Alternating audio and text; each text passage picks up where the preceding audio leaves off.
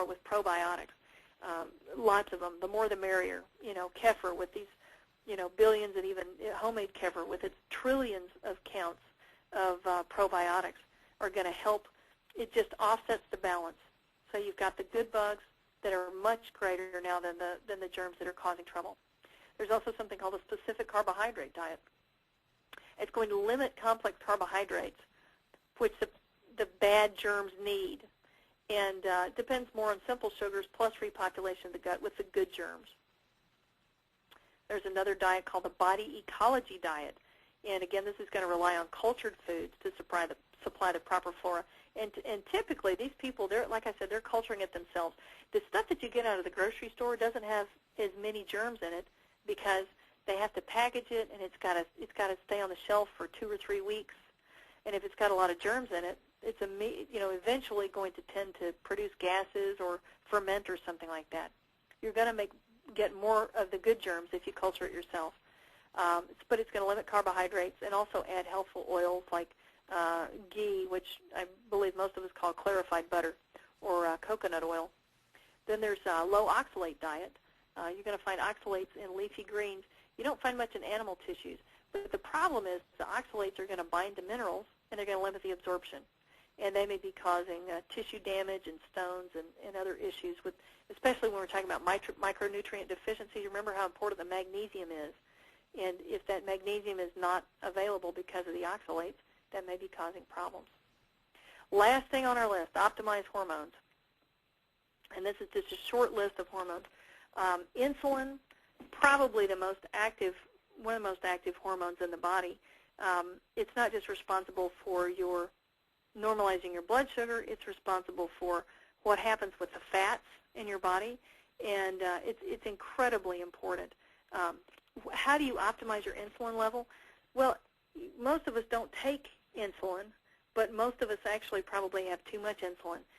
If we're overweight, if we're eating what I call a high insulin diet, that's one that's high in what I call stupid carbs, rice, pasta, breads.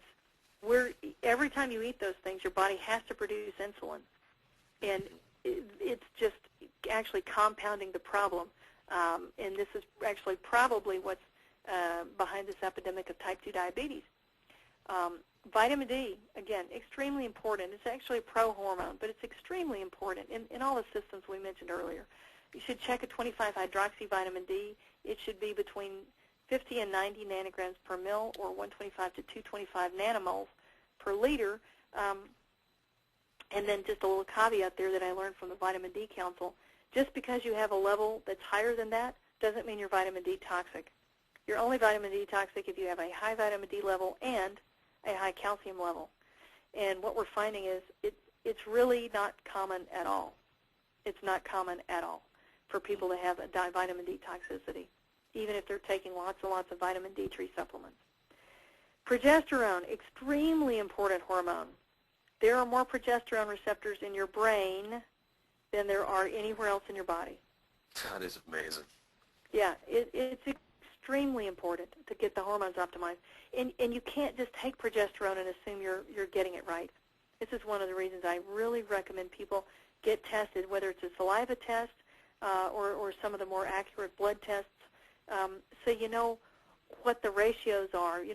Let someone experienced in this help you interpret it. What should your levels be? What should your ratios be of progesterone to estrogen?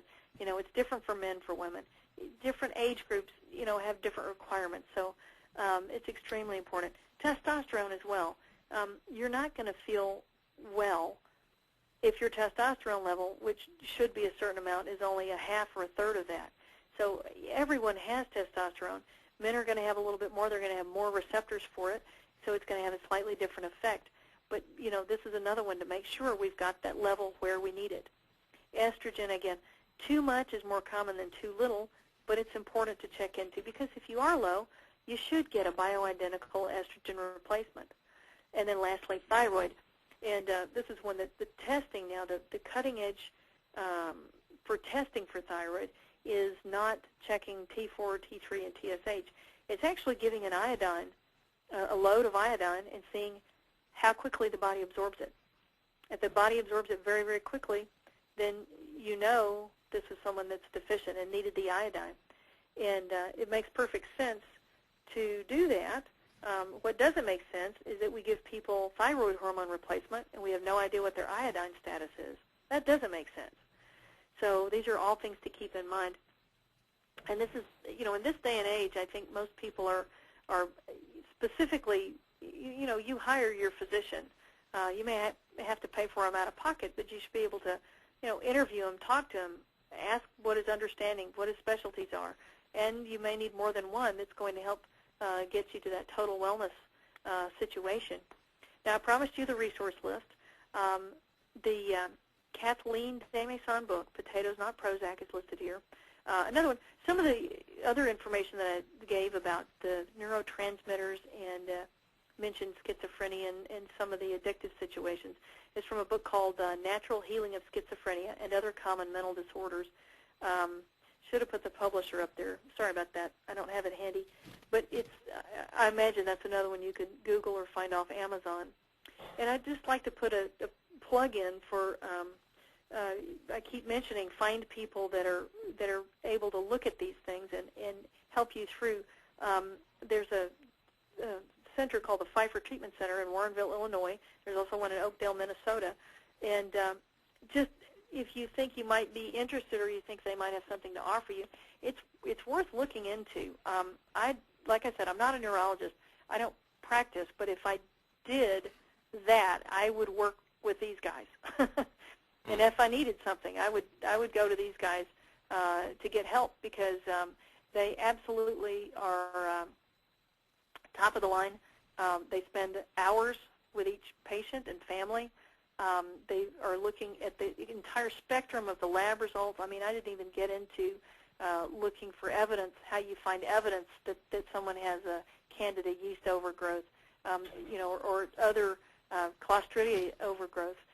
There are certain tests that you can do, and they are very familiar with all of these things, checking all sorts of body fluids to make sure that you're going to get the right nutrition, and then they specifically structure a nutrition program for you. So I think they're a fantastic group and a great resource. Unfortunately, you don't get to call them up and make an appointment. They have like an 8-page intake form, and when you tell them everything you think is wrong with them, they'll read over it and see if they think they can help you. And they're pretty good at figuring it out. So I'd just like to put in a word for them. Great guys. And I think that's all I've got. Yep. Are you there? I'm here. We're here. Wow. This has been very. I don't know what to say. This has been fantastic, Dr. Elizabeth. Thank you. Thank you for putting the time, the effort, the thought into just making this presentation the way it is. I'm sure we all appreciate it out there as well. I'm glad I could help. Did we get any questions? Well, are you able to? I mean, we can only go with how much you, how comfortable are you about doing a few more minutes of questions? Sure, I'm sure. If people have questions, I'm happy to. Okay, great. Well, folks, just as a I reminder. hope I can answer them. Let's hope they're not going to be as tough as mine were, huh? Yeah.